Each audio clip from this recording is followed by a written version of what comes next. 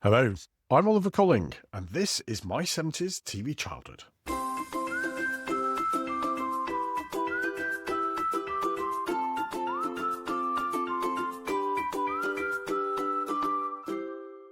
Welcome back to my 70s TV childhood. We are a podcast which looks back with huge fondness on growing up in the UK in the 1970s and the important role that television played in our and our families' lives back then. Before we move on to today's podcast, here's a quick reminder that we are soon to release a playable version of our own 70s TV theme tune quiz. It's going to be launched soon, and we are still gauging interest from listeners so we can get our production numbers right. If you might be interested, we'd really appreciate it if you went to our blog at www.my70stvchildhood.com and register your interest. There is no commitment at this point, but it would help with our planning greatly. Now, today, we have a very special episode to share with you. Do you remember what happened on the 16th of October 1972? Probably not, as it was a very long time ago. But that date saw the launch of Thames Television's groundbreaking show, Rainbow. The show was aimed at the under-5s, but became part of the fabric of British culture over the next 20 years or so. The aim was to create something, well, a bit more British than the American show Sesame Street, with its letter Z's and kids stopping off for ice cream sundaes at the drugstore. Not something that happened much in Warrington, I have to say. But anyway, Geoffrey, Bungle, George and Zippy became national figures, known to generations and remembered fondly. Well, today, we're lucky enough to be talking to the man who played Zippy for most of Rainbow's history, Ronnie Le Drew. Ronnie kindly spoke with me recently and shared the story of his life and how he ended up being Zippy, as well as stints as Sweep and appearing in a Hollywood film with David Bowie, amongst other things. Before we hear from Ronnie himself, I want to thank regular listener Tony for introducing me to Ronnie. Tony, I am extremely grateful. So let's hear from the man himself. I'm delighted to welcome to my 70s TV childhood a man who I can only describe as a legend of children's television, responsible for many famous creations, and a man who has done everything from being Sweep with Harry Corbett through to being a rave star in the 1990s. Welcome, Ronnie Le Drew. Really nice to have you join us. Thank you very much, Oliver, and it's a pleasure to be on your lovely podcast. Well, thank you. And it's one of these things. It's you are a very well known and very accomplished puppeteer, with a long history of working with that art, and it's always fascinating, one of these things, and some of our viewers and listeners tell us all the time that they find it hard to imagine that some of their childhood memories, like particularly Basil Brush, because we never knew who was behind Basil Brush, and the likes of Tootie Sweep, it's hard to think of them as puppets because they were so realistic. Strong characters, weren't they? Yeah. Absolutely. So how did you become a puppeteer? Because I guess it's one of the things, you don't wake up in the morning and say, right, I'm going to be a puppeteer. No. Well, it all started when I was still at school. Basically, I lived in South London with my sister and my parents in a big block of flats. And we basically, had a 6-week holiday in the summer. And I thought, oh, this is boring. I can't keep playing out in the flats. But I tell you what I could do. Perhaps I could do a puppet show or do something, entertainment. So I think I had 3 Pelham Puppets, which were the ones you could buy in sort of posh toy shops. They were quite expensive, but I managed to get 3, saved up my pocket money.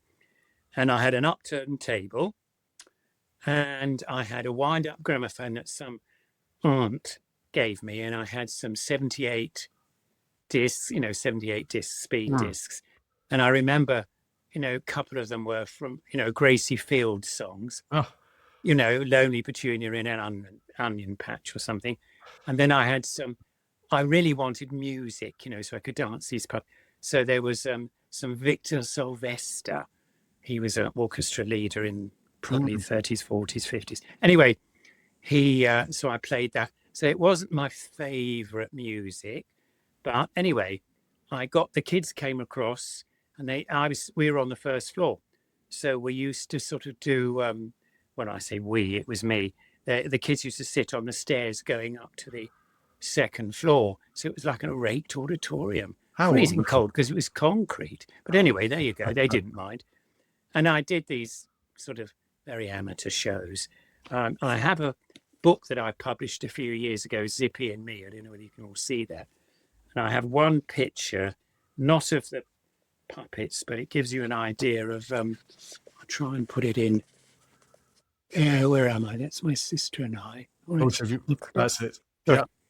I'm just trying to find. Where is it? Oh, it's The opposite no, page. it's a bit. There we are. That's the flats, and it's not me with a puppet, but we were outside It's me standing by a tree outside. I don't know whether you can see that. Okay, it's a bit small, but anyway, there you go. Yeah, That was me at that sort of age.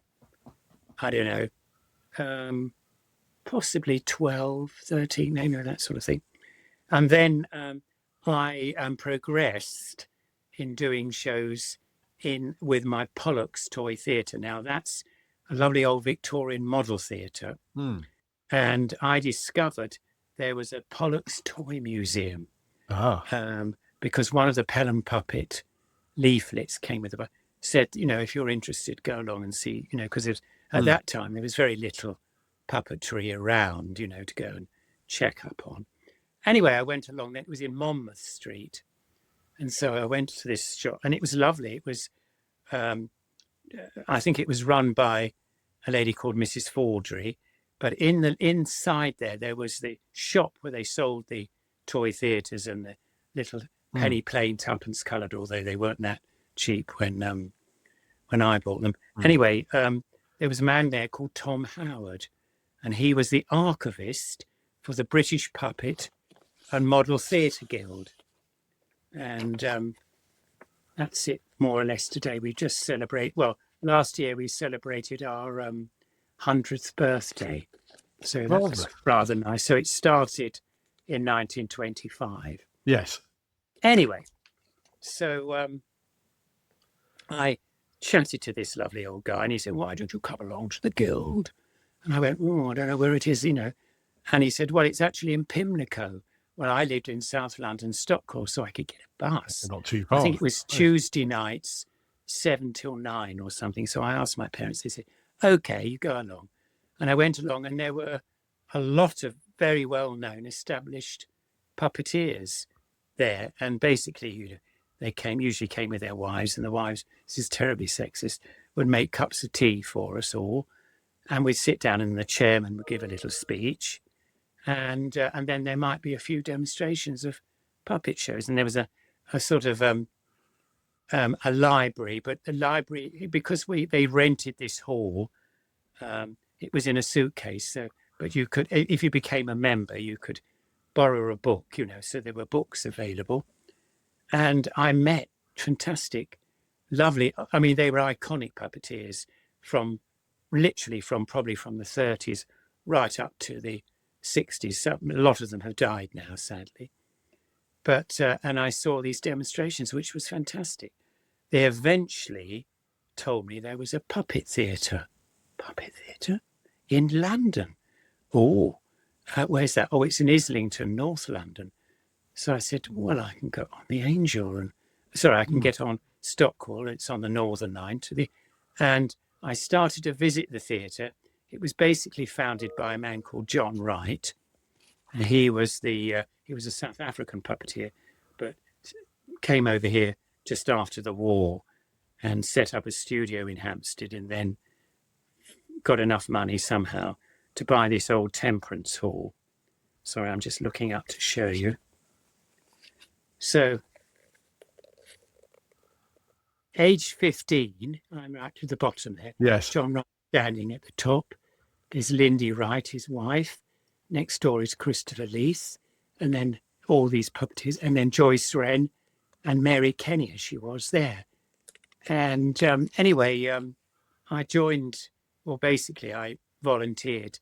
And we had tickets to tear, and I swept the auditorium and watched these amazing, mostly marionette shows, string puppet shows. Yes. But yeah. he was a brilliant carver. And beautiful presentations, lovely music, lovely lighting. And I just fell in love with the place. Eventually, I got enough nerve to write a letter to him to say, would it be possible for me, do you ever have apprentices? Because I really would love to join. By this time, I was coming up to 15. And anyway, he said, yes, come along and have a talk. Wow, fantastic. So I did. And he said, that's marvelous. I think you've shown your enthusiasm. But there is one thing. We can teach you all the craft of puppetry, everything you want to know, but we can't afford to pay you. Because basically the theatre was an 80-seat theatre. Mm. And, they were struggling. It opened in 1961 and none of the taxis knew where it was. It was this tiny little building behind St. Mary's Church. Anyway, so I came back, I'd obviously, told my parents about it all. And I came back and my father was a teacher, can you believe? And my mother was, worked hard part-time. And they said, how did it all go? And I said, oh, it went amazingly. They've offered me a place to be their apprentice. And my father, being, fairly practical, said, so what about the wages? Are they going to give you some expense? And I said, oh, no, they're not going to pay me. They're going to teach me for services rendered to the theatre. Well, my father said, Edna, darling, let's go into the kitchen. They went into the kitchen, which is just off the living room. And I thought they were there for half an hour discussing my future. Anyway, probably was only about 3 minutes or something. They came back. Mum had a twinkle in her eye. And she said, we decided to give you 6 months. Somehow we'll afford your tube fares and lunches and all that. But it's 3 months for you to see whether you can get on with the company, but 3 months to see whether they can put up with you. And so that's what I did. And the rest is really history. I stayed there in the end for 8 months. And there's a picture. There's young me at 15, bottom. There's me with a little mermaid. Well, I'm backstage and I'm blowing a rubber tube. There's also a turtle there that goes across the stage. And there's a little hole on, in the stage there. And there's me up on the bridge. I think you can see. Oh, yes. And there's John Lindy and I up on the bridge. That was a little bit later, because obviously I wasn't doing marionette operating for a while. Yes. But anyway, this hole in the stage was the witch's cauldron. And in the story of the Little Mermaid, which I adored, I had a cigarette and I blew it, and I blew into the rubber tube and the smoke, and there was a red light in the cauldron.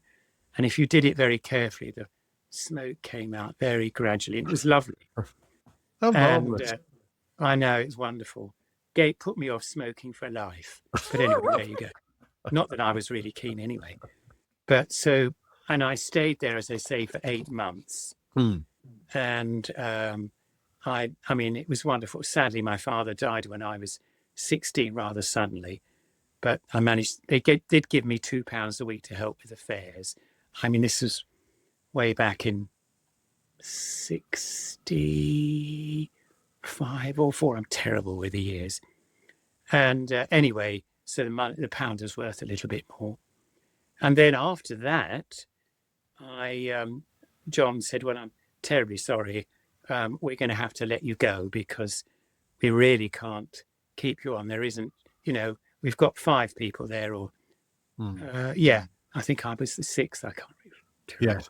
And so, so I left, but because I've been going to the Puppet Guild, I was speaking to various puppeteers, and one of the puppeteers was a man called Jan Bussell. And Jan Bussell and his wife, Anne Hogarth, were very famous for starting Muffin the Mule on BBC Telly way back in 1946. And with Annette Mills, who was the actor John Mills's sister, and she played the piano and Dear Muffin came on. Yes. And anyway, by that time, Annette had died, and they'd been doing theatre shows with Muffin because it became very, very popular. It was probably one of the first television puppet icons. Mm. Anyway, I used to do their caravan shows. Well, they asked me if I would join. So I went straight on to work with Jan and Anne, and I was their stage manager. Still a little bit of puppetry. I'm just having a quick look to see. I know I've got a couple of pictures. So that was me with Jan and Anne in the caravan. I'm holding a dragon. And then there's me with Muffin sitting on my lap. And then there's a sort of view of we used to do all these London parks, 3 shows a day with this caravan. And that was me. That's when the caravan was all packed up, standing outside there. So it was wonderful. Loved it. Very evocative of a certain time. Oh, All absolutely. the park performances and yeah. Well, the London parks, they used to be park keepers. It was the LCC in those days. It was very different, but it was wonderful. I loved it. And then I went on to do Clifford Heap's miniature theatre. I haven't got any pictures of that, but it was a wonderful man. Clifford Heap had done these rather like Pollock's toy theatres, but he'd made his own figures, beautiful sets and stuff. And his son Douglas, who was actually became a stage designer and for the West End and worked at various stage schools as teaching design. Beautiful designs. And they made a bigger production, which they wanted to tour theatres with. And I joined a company of 3 puppeteer operators, and we toured around the country with this little, show of Ala al-Din. It was a bit posh, not Aladdin, Ala al-Din. That was wonderful. Now, after that, or during that time, I met a wonderful puppeteer called John Blundell. He was one of the guild members, but he said, Ronnie, why don't you come along with me to the Educational Puppetry Association? Well, I took one. I thought, oh, well, we might be all right.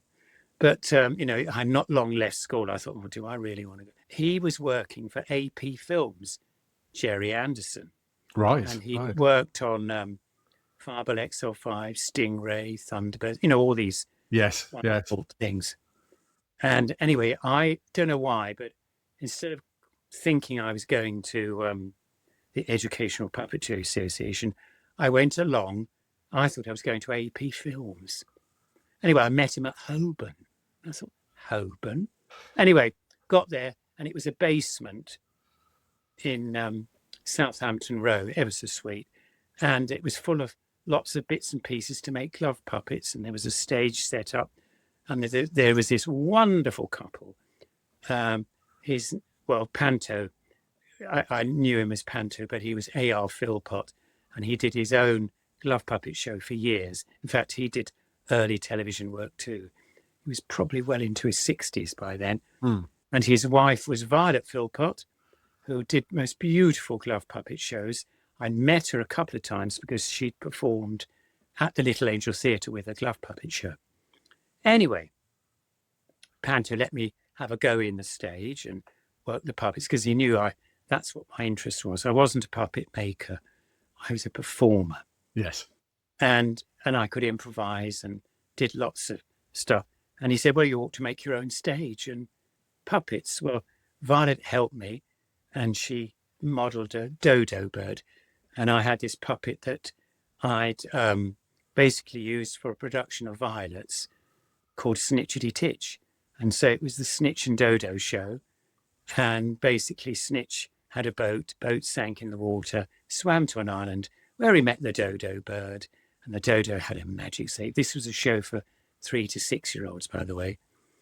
And basically there was a robber, the greatest robber in the whole wide world, was also on the island, managed to get the magic safe open and took the gold. Snitch went out to get the gold back. Eventually he did. And that was the sort of story. And it was great fun. They very sweetly let me go out to schools that they performed in. So I got a ready-made audience. And then I played at the Little Angel Theatre for years. And John Wright said, look, you ought to get another Snitch story. I'll give you to the autumn. So I quickly made another one. This was Snitch on Safari. So I did that. And while I was there, we used to tour all over the country. We used to do Scottish tours with their, shows. And we also went abroad. We went eventually to America, to Michigan, to a wonderful Puppeteers of America festival. We went all over Europe, Germany, Belgium. Oh, my goodness. Oh, we even went to Denmark, which was lovely. Don't think we went to Amsterdam, but we did go to Holland. And I've forgotten the name of the town. We played there for a month with John Wright's first puppets. They were slightly smaller because the venue was quite small. And then eventually we went to Israel for 6 weeks. And that was amazing. This is way back, sort of late 60s. Yes. Yeah. And then from there came back, and I was became a permanent member of the company because I knew all the shows at the Little Angel by then. Of course. But by 1971, was it 71? I think it was that time. A television producer arrived at the theatre and said, I'm thinking of doing a preschool programme for Thames Television. The independent telly decided that Sesame Street had too many Americanisms in it, and we should produce our own preschool programmes. Anyway, John Wright went, oh, that's very nice. Would you be interested in making some sort of Muppet-type puppets? Well, that was not John's forte at all. He was much more of an artistic carver and, performer. And also he was running this theatre. Anyway, He said, no, I don't think so. Anyway, at the other end of the workshop, because they were chatting, and the researcher with Pamela was walking around, and I had some puppets being made for a future show that I was going to do at the Little Angel. And one of them had a zip across his mouth. Extraordinary, isn't it? And I'm sure she wrote down, I have no proof, but she must have written down, oh, that's quite interesting. Anyway, they left, never heard anything about it at all. But then my lovely friend Violet Philpott was asked, would she be interested in performing on a new children's preschool program called Rainbow? And so she did. She did the first series, more or less, but sadly she did her back in. I think, I don't know what it was, but she was literally having to lie flat on the floor. And the voice man, she was doing a couple of voices in the show, was the famous voiceover man called Peter Hawkins, who did things like Captain Pugwash and Bill and Ben. He had to come to her house and record little bits. But this series finished, and another puppeteer who was an ex-Little Angel Theatre puppeteer who I'd introduced to John Wright when we were touring, I think, Southampton or something. And he was a brilliant puppeteer and also maker. And he took over. I'd introduced him to Violet and Panto and various other people. And he left after about a year of the Little Angel, but started his own company called Playboy Puppets with his partner Ian Allen. And anyway, he got the job of taking over from Zippy. Now, during this time, he did probably a couple of series, I'm not sure. And by 1973, John had phoned me up and said, look, Ronnie, I've been asked to do my own series, which was for Thames, and it was Button Moon, if you remember. Oh, yes, Button Moon on telly, kids preschool program. Yeah. But he because he was the maker, he and his partner was the writer, he had to make a whole new set of puppets. They started it in a theatre tour, and I think the producer had seen it and said, this would make a lovely telly thing. So he phoned me up and said, Ronnie, why don't you come along? I'm sure you'll be fine. So I said to John Wright, I'm afraid I'm going to have to leave the theatre because I've got this job with the telly, I hope. Anyway, I went along, auditioned with Pamela Lonsdale, who was the original producer. And basically it was a lunch. And I met the company, Jeffrey, and it was different singers then in those days. And a lovely puppeteer called Valerie Heberden, who sadly died a few years ago. But anyway, and I'd worked with Valerie at the Little Angels, so we knew each other. Anyway, they agreed that I could do a 6-week contract. Fantastic. And I earned a massive sum of £125 a week. Well, by that time, I was living away from home, and I was living in a bed sitting room. And I think I was paying I was only earning about £18 a week. So I was probably only paying about £7 for my rent. Yes. Well, £125, that was, amazing. And I stayed on with Rainbow for 20 years, can you believe? And obviously the money went up a little bit.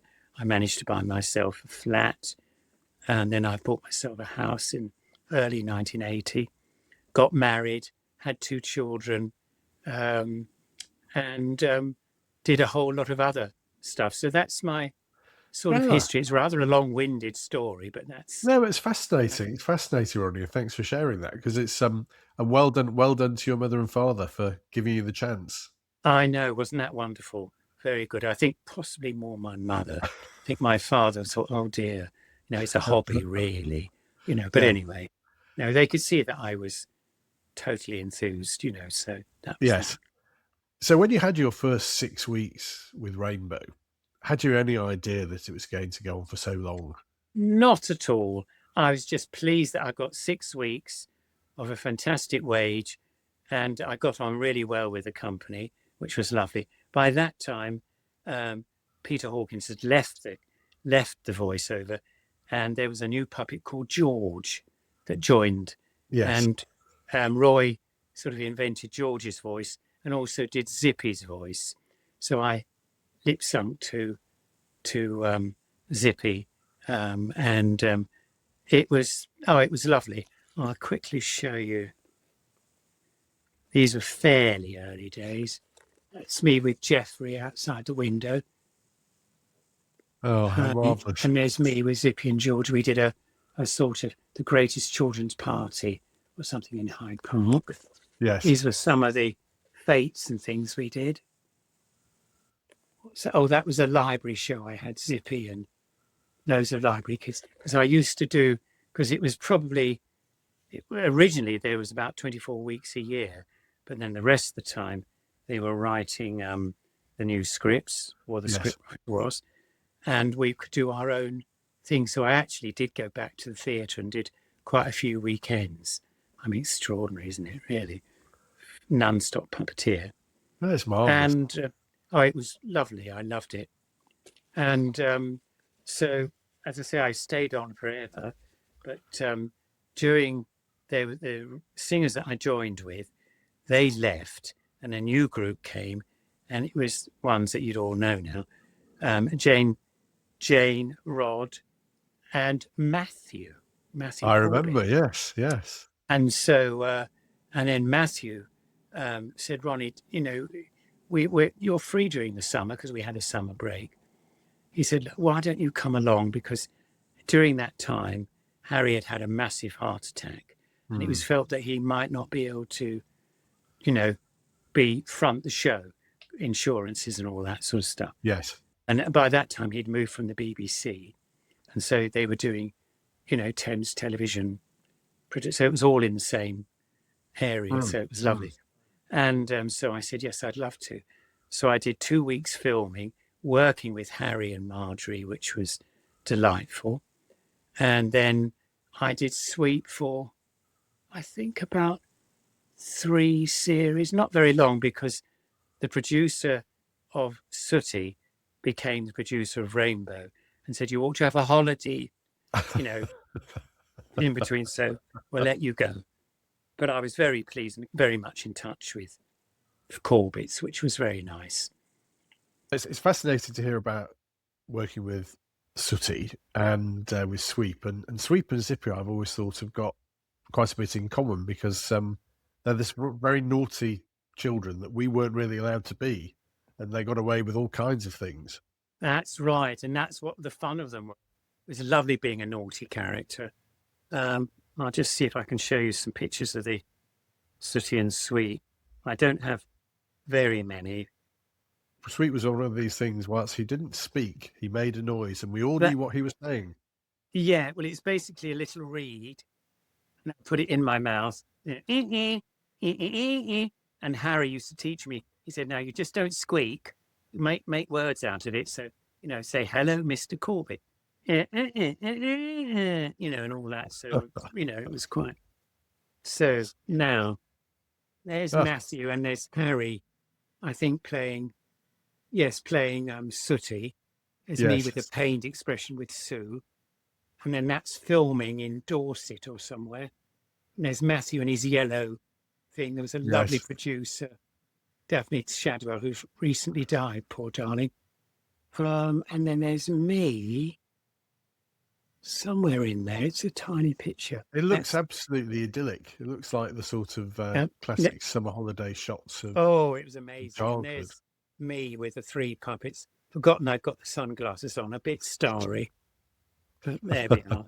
So no, it was lovely. I did, as I say, must have done about 4 series until Yes, my producer said, "I think you have to have a holiday in between, because the rest of the Rainbow cast have."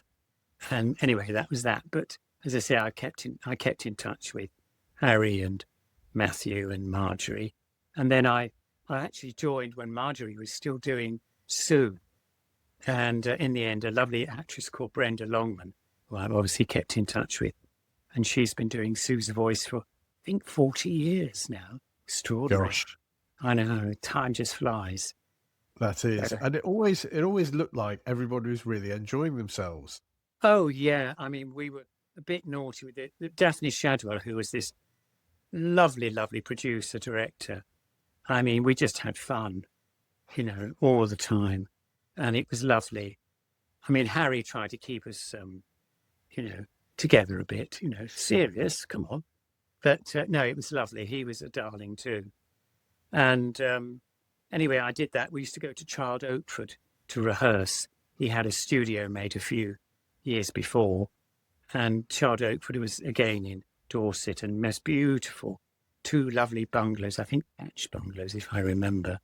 Lovely big garden. Tobes was Marjorie's nickname, and she used to look after Harry, make sure he had his rest in the afternoon and all that. No, he was lovely, absolutely lovely. And then when I went back to Rainbow again, I heard that there was auditions going for a new Muppet film.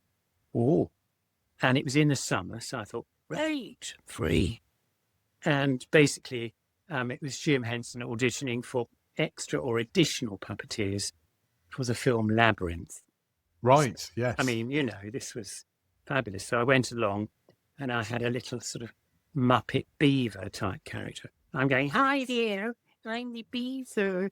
And I did this sort of silly voice. I suddenly thought, oh, I'm doing a fake American voice with this puppet to all these born Americans. What are they going to think? Anyway, basically, they said, "Don't call us, we'll call you." And they did. And I was one of the additional puppeteers. So Labyrinth was amazing. I mean, I'd never been into such it was Elstree Studios, and it was amazing. And we were only allowed to take a couple of pictures because in those days you weren't allowed to take pictures on set. That was me 40 years ago with one of the Goblins. Yes. Where are we? And there's me sitting on Jareth's throne, David Bowie's throne, who was the Goblin King, with another Goblin. And we had Kodak Instamatic cameras. I mean, long before mobile phones. Yes. And what was lovely was that we were doing that, and then David Bowie walked into the set, onto the set. It was lunch hour. He had a dressing gown on. And he came over to us and said, "Hi, boys, how are you? All right?" Something. And I turned around and went, I didn't expect to talk to him, or see him. But he said, "You're doing a great job." And all I wanted to say was, "I think you are too, actually." No, it was lovely. And so we did that. And then I carried on doing Rainbow, and then and some Little Angel work. And then our next Muppet film was, and I don't have pictures, sadly, Muppet Treasure Island with wonderful Michael Caine, who was an absolute lovely man.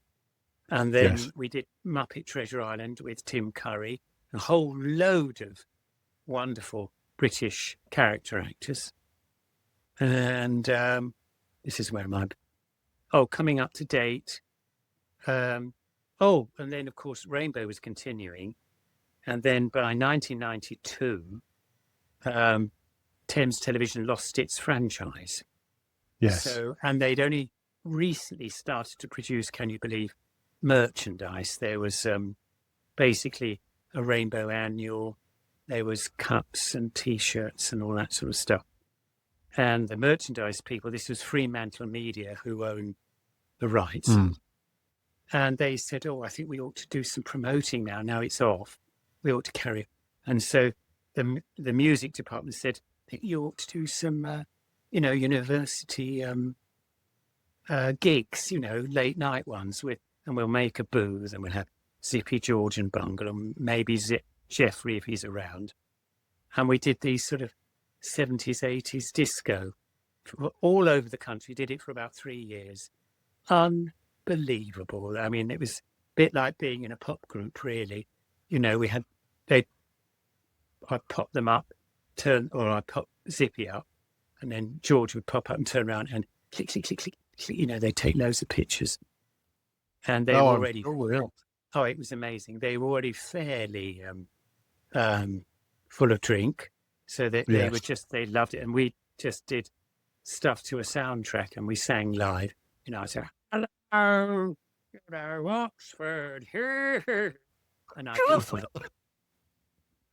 and by that time, I suppose you've got a generation that's grown up knowing you intimately. Absolutely. And they, of course, saw Rainbow when they were kids. So, yes, amazing. So we did that for quite a long time. And then I'm probably getting some of this wrong, but I work at the Little Angel Teaching Foundation course. So I'm now what they call an honorary associate with Lindy Wright, who's still around, who's in her 80s, but she's wonderful. And I also I taught at the Central School of Speech and Drama, Puppetry. I also I am ongoing teacher at the Curious School of Puppetry, which is a wonderful school that, starts usually in January, goes on for about 8 weeks. I do about 3 days of marionette teaching.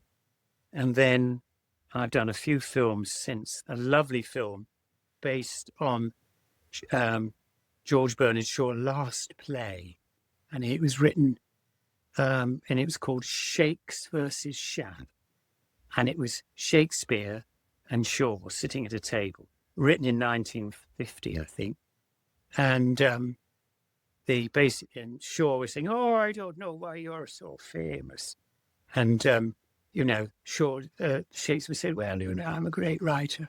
Or something like, probably in a Birmingham accent. I'm a great writer. But anyway, so, and that was a lovely, lovely marionettes. And I flew to Dublin to do that. That was great for a week. And that's hopefully going to be shown possibly on the BBC. Irish television paid a lot of money and we weren't allowed to show it for a year. But now I think it's being allowed to be seen. It's been doing all the short film festival rounds, which is great. And then I've also been playing for the last 3 years at Norwich Puppet Theatre. And I did their Christmas shows, which was wonderful. I'm now what am I on there? I think I'm a patron. They're very sweet. And then while I was there, I had on my laptop or something, there was a casting director and a director was with her saying, would you be interested in working on a film with a marionette? And it's a trilogy. It's 2 of them have been on already. And it's called A Quiet Place Day 1. Never heard of it. I said, well, I'm afraid I haven't got any puppets. Well, originally they asked me to come to London. I said, terribly sorry. I've got 3 shows a day or 2 shows a day. I'll never be able to get back. Yes. Anyway, they said a Zoom. So here I was in my digs, with no puppet. And I chatted to them and they said, no, I think you'll be perfect. And basically, I got a puppeteer, wonderful puppeteer called Peter O'Rourke, who carved this lovely little boy puppet. And basically his little act was to blow up a balloon. I had a rubber tube in my mouth and it blew up. And then it floated high up on the stage and it floated around. And then sadly, the balloon popped and he fell on the stage and I had a chin string. And so that was my last film I did, which was probably 2 years ago now. I don't know. But now I'm sort of semi-retired, to be honest. In the meantime, I've done, as I say, lots of teaching, lots of Comic Cons, my goodness me. I mean, it sounds like you've had a marvellous career, going right from being a child through to a slightly older child as you are now, doing something that you love. Something you love, absolutely. which I don't think many of us can say. No, I mean, a lot of it was luck and being, in the place at the right time, that sort of thing. And I suppose there is a little bit of talent there, so they recognise it, and I get the jobs, which is lovely. Well, you made such a difference to so many, certainly people of my generation who grew up with Sooty and Sweep and Sue and Rainbow, and as I say, particularly Zippy, who we all wanted to be but couldn't quite dare to be. I'm going to show you the book again because sadly it's been remaindered now, but I think they're selling them on Amazon, what's left they've got, and also what's the other one? eBay, and there's another one that's got a few copies left. So you'll have to search around for Zippy and me, but I'm sure people, if they're interested, would get in. It's a fun book. I shouldn't say that, but I've had wonderful reviews from it. So I'm sure lots of our listeners and viewers will be going out to look for it now. Oh, lovely! Even before we finish listening, because it's you play such a massive part in our sort of television memories. Oh, thank you very much. And that's something which is wonderful. Thank you again, Ronnie, for giving up your time to share your stories with us. Do you know, I'm not sure there are many of us who can honestly say we've spent our lives pursuing a passion which has also earned us a living. What a fantastic achievement. And what a lovely man. Do you have any special memories of Rainbow or Sooty and Sweep? If so, why don't you leave a comment on our blog at www.my70stvchildhood.com or on one of our many and varied social media sites. Oh, and you can always email Oliver at my70stvchildhood.com. That's all for now. We will be back next week with our next 1970s trivia quiz, and in a fortnight with our next podcast. Until then, take care, be nice to one another, and join us again soon for more from My 70s TV Childhood.